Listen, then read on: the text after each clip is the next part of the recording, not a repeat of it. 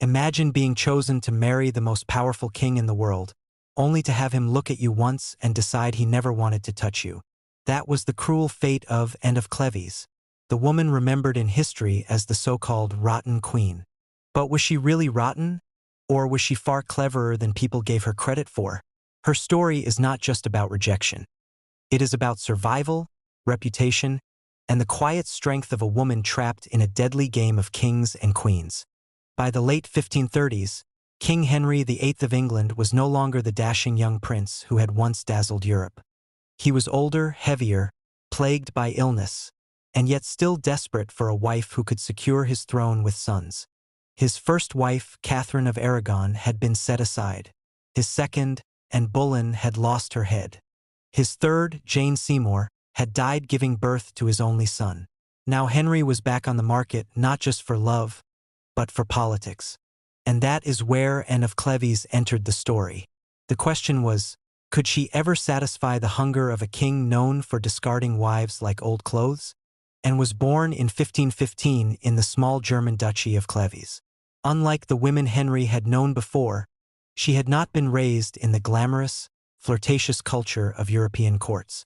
She could not play the lute, write witty poetry, or dance with the sparkle of a trained noblewoman. Instead, her upbringing was practical, quiet, and deeply religious. She was taught how to sew, how to manage a household, and how to obey.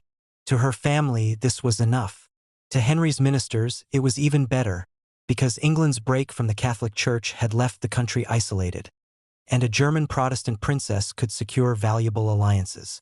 But what happens when political necessity collides with personal disappointment? That was the storm brewing before she even set foot in England.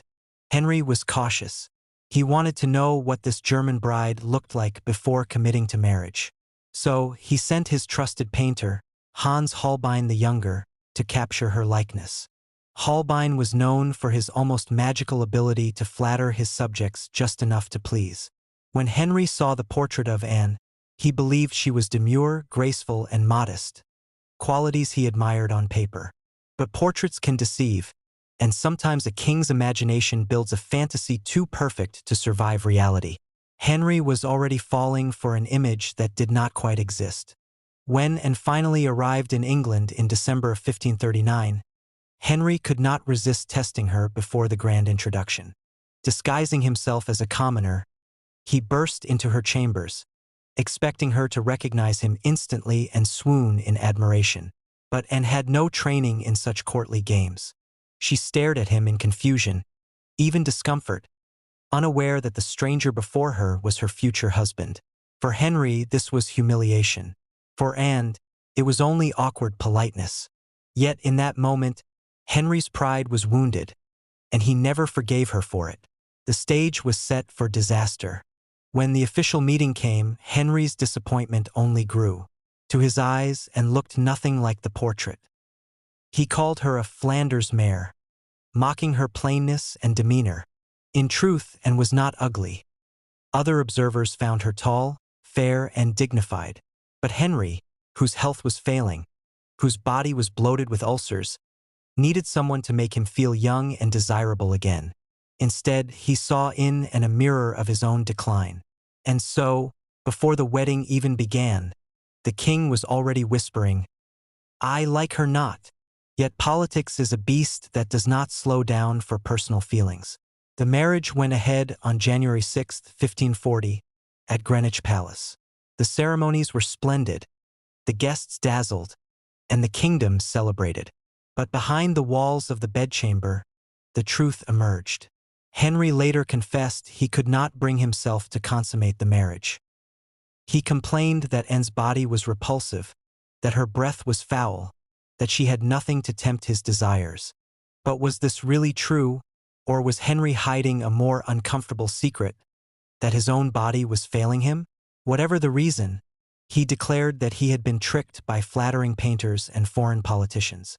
The marriage, in his mind, was already doomed. While Henry brooded and carried on with dignity, she had been thrown into a foreign court, unable to speak the language, surrounded by strangers, and married to a man who refused to touch her. Yet she played no games. made no scenes, and spoke no accusations. In a world where queens could lose their heads for less, her quiet endurance became her shield. Still, Henry was restless. He had already set his sights on someone else, the young, lively Catherine Howard. And for Catherine, Henry was willing to do anything, even if it meant discarding and like yesterday's news. By June of that same year, just 6 months after the wedding, Henry moved to annul the marriage. His excuse was simple: it had never been consummated, and faced the same dangerous crossroads where other queens had been destroyed. Catherine of Aragon had resisted and been cast aside, and Boleyn had fought and been executed. Catherine Howard would later gamble with flirtation and lose her life. But Anne of Cleves chose a different path. She yielded. She accepted Henry's claims without protest, signed the papers, and declared herself willing to obey. It was not weakness, it was survival. She understood something most queens never realized. Sometimes the greatest power lies in stepping aside. Henry rewarded her compliance generously, instead of execution, and received estates, wealth, and the honorary title of the king's beloved sister. She was invited to court on special occasions, treated with respect by Henry's daughters Mary and Elizabeth, and allowed to live in comfort without the constant fear that haunted Henry's other wives. She had lost the crown, but she had gained something far more valuable: her life. And in Tudor England, survival was the rarest prize of all. And outlived Henry, outlived Catherine Howard, and even outlived Catherine Parr, his 6th wife. She lived quietly, respected but not envied, until her death in 1557 at the age of 41. She was buried in Westminster Abbey, the only one of Henry's discarded wives to receive such an honor. For a woman branded as the Rotten Queen, she left the stage with more peace and dignity than almost anyone else in Henry's bloody court. So was and really the Rotten Queen history has painted her to be? Or was she the smartest of them all? She was not the great love of Henry's life, but she outlasted the storm by refusing to play the dangerous games of ambition and defiance. In a world where queens were often sacrificed to the vanity of kings, Anne of Cleves survived with her head, her honor, and her legacy intact. And maybe, just maybe, that is the true twist in her story. While others tried to win Henry's heart and lost everything, and never even played, she stepped aside, and in doing so, she claimed the quietest but greatest victory of them all: the victory of survival.